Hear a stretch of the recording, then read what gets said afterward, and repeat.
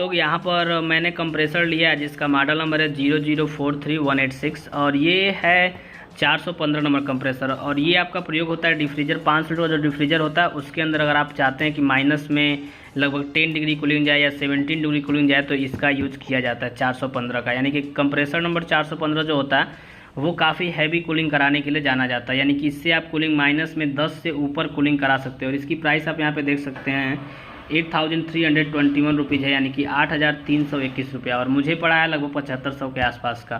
तो ये इसकी प्राइस है। आपके यहाँ क्या प्राइस होगी वो आप देख लीजिएगा। ये इमर्सन का है, यहाँ पर आप देख सकते हैं इमर्सन क्लाइमेट टेक्नोलॉजीज़ और इंडिया प्राइवेट लिमिटेड। ये जो बना है ये आप देख सकते हैं यहाँ पर रजिस्टर्ड ऑफिस इसकी प्लॉट नंबर 13 राजीव गांधी यहाँ पे है इन्फोटेक पार्क और पास नंबर। ये एक्चुअली कुल मिला जुला करके ये बना हुआ है पुणे में। यहाँ पर आप देख सकते हैं मेन एड्रेस जो है यहाँ पर पुणे 411057। तो ये अपने यहाँ का ये मेड इन इंडिया।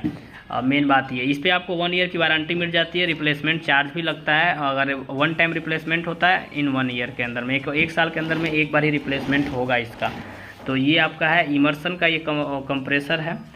तो यहाँ पर आप देख सकते हैं इसकी ब्रांडिंग इमर्सन का। देखते हैं इसके अंदर क्या क्या चीज़ें मिल जाती हैं वो सारा कुछ। अभी मैंने इसको मंगाया है, ये डिफ्रीजर के अंदर मुझे इसको एक्चुअली रिप्लेस करना है। डिफ्रीजर आज ही इसको बदला जाएगा, तो वो मैं देखूँगा कर करके कैसे बदलेंगे। अगर चाहेंगे तो उसकी वीडियो ऑलरेडी अपलोड हो जाएगी कैसे बदलते हैं पूरा। इसके अंदर क्या क्या चीज़ें मिल जाती हैं, तो ये इसका बॉक्स है। पैकेजिंग काफ़ी अच्छी लग रही है इसकी, तो मजबूती से पैक किया गया है इसको। इस तरीके से खुलता है और आप देख सकते हैं इसको नज़दीक से पूरा मैं निकाल देता हूँ, सीधा दिखाता हूँ आपको ये कैसा है। तो देख सकते हैं ये कंप्रेसर है। और अभी तक आपने देखा होगा कंप्रेसर में केवल एक कैपेसिटर, बट यहाँ पर देखिए आप एक कैपेसिटर ये है, एक कैपेसिटर ये है। तो इसी से आप अंदाज़ा लगा सकते हैं कितना ये हैवी होगा। तो काफ़ी अच्छा खासा इसका कूलिंग है। और आप एक बार वाट अगर इसका देखेंगे तो ये विद्युत भी काफ़ी अधिक लेता है नॉर्मल की अपेक्षा, क्योंकि यहाँ पर अगर आप देखेंगे तो 325 वाट इसका लोड है। तो ये है, और काफ़ी ये हैवी है, गैस को काफ़ी अच्छे से ये पंप कराता है। और वज़न भी इसका काफ़ी ज़्यादा है नॉर्मल कंप्रेसर की अपेक्षा। और इस कंपेयर करेंगे वज़न से तो इसका वज़न भी हैवी है उन कंप्रेसरों की अपेक्षा। इसमें आपको लाइन तो देख सकते हैं आप, ये है इमर्सन का 415 मॉडल कंप्रेसर। इसमें आपको मिल जाते हैं 2 कैपेसिटर, एक रनिंग कैपेसिटर और एक स्टार्ट कैपेसिटर। इसके अलावा इसके अंदर जो रिले लगा हुआ है वो मैं आपको आगे दिखाऊंगा। ये रिले जो है ये बैंडिंग के साथ में आता है, और साथ में जो इसका ओवरलोड है वो बिल्कुल डायरेक्ट रहता है, तो ओवरलोड को फेस देना है। और ये जो कुछ भी कैपेसिटर आपके लगे हुए हैं इनके 2-2 वायर, यानी कि 4 वायर आपके टोटली रिले में ही जाएंगे। यानी कि ये जो रिले है 5 पिन वाला रिले इसके अंदर यूज किया जाता है। और इसकी जो आपकी लाइनें हैं इसमें भी 3 लाइनें ही आपके मिलती हैं, सक्शन, डिस्चार्ज और चार्जिंग। आप देख सकते हैं ये लाइन देखिए यहाँ पे कंप्रेसर हमें लग रहा है जहाँ तक कहीं भी ये गिरा होगा तो ये लाइन टेढ़ी नहीं होती है। अब ये हो सकता है अगर ऐसे कंप्रेसर गिरने से ख़राब भी हो जाते हैं। कंप्रेसर कहीं ना कहीं लाते हुए ये गिरा होगा कंपनी वाला, इसी वजह से इसकी जो डिस्चार्ज लाइन है ये आपकी बिल्कुल चिपकी हुई थी। तो इसमें भी 3 लाइनें हैं, एक सक्शन, डिस्चार्ज और चार्जिंग लाइन। तो मे बी गिरने से कंप्रेसर अंदर से डैमेज हो जाता है, जिसका इसका आपका जो सक्शन का सिस्टम होता है यानी कि पंपिंग इसका ख़राब हो जाता है। तो हो सकता है ये ख़राब हो। अब गैस चार्जिंग करके चेक किया जाएगा, और होगा तो इसे वापस करना पड़ेगा, क्योंकि आप देख सकते हैं इसकी जो लाइन थी ये बिल्कुल टेढ़ी हो चुकी थी। मैंने इसको हाथ से खींच करके सीधा किया। तो ये प्रॉब्लम यहाँ पर इस कंप्रेसर में मुझे अभी देखने को मिली है।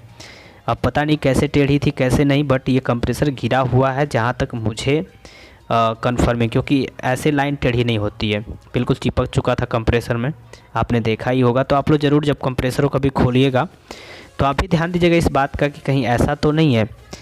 चलिए आगे जब इसको हम लगाएंगे तो देखेंगे कि क्या प्रॉब्लम यहाँ पर ये कंप्रेसर करता है। अगर प्रॉब्लम करेगा तो मैं उसके रिगार्डिंग ज़रूर वीडियो आपको बना करके डाल दूँगा।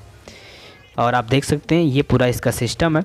415 मॉडल कंप्रेसर इमर्सन का, काफ़ी इसकी जो पंपिंग सिस्टम है वो काफ़ी अच्छा इसका है, क्योंकि आप देख ही सकते हैं डबल कैपेसिटर है तो काफ़ी ज़्यादा ये प्रेशर पंप करेगा। यानी कि इसकी जो कूलिंग है कंपनी वालों ने बताया है कि -23 तक जाता है कूलिंग, तो कूलिंग इसकी काफ़ी ज़्यादा है। अब लगाने के बाद देखा जाता है कितना कूलिंग करता है, कैसा कूलिंग करता है, क्या सिस्टम है। तो यहाँ पर देख सकते हैं कंप्रेसर का मॉडल नंबर जो कुछ भी, ये 444 वोल्ट कंप्रेसर यानी कि डबल फेस। अगर बाई चांस इसको लोड देते हैं तो कोई दिक्कत इस पर नहीं आने वाली है, ये बात तो यहाँ पर कंफर्म हो जाती है। और कुछ नहीं है इस कंप्रेसर के अंदर में, इतना ही कुछ था।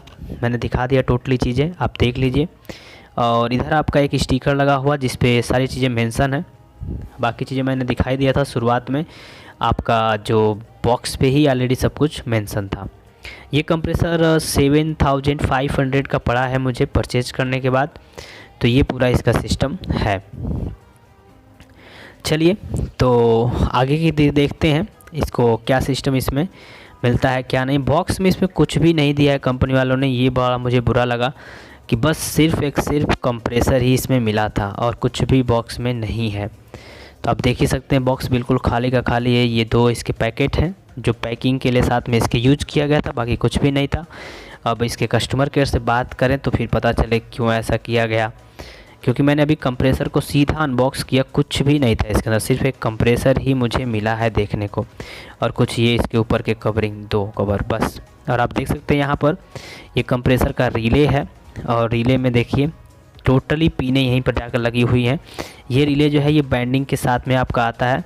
तो पहला कैपेसिटर और दूसरा कैपेसिटर, दोनों कैपेसिटर के जो वायर हैं ये इसी में गए हुए हैं। मैंने ये यहाँ पर देखिए ये जो लाइन इसकी है ये वाली मैंने वेल्डिंग कर दी है, ये वाली चार्जिंग लाइन है और जिसको मैंने वेल्डिंग किया डिस्चार्ज लाइन है। और उधर जो टेढ़ी हुई थी जिसके बारे में बोल रहा था गिरा होगा वो सक्शन लाइन है।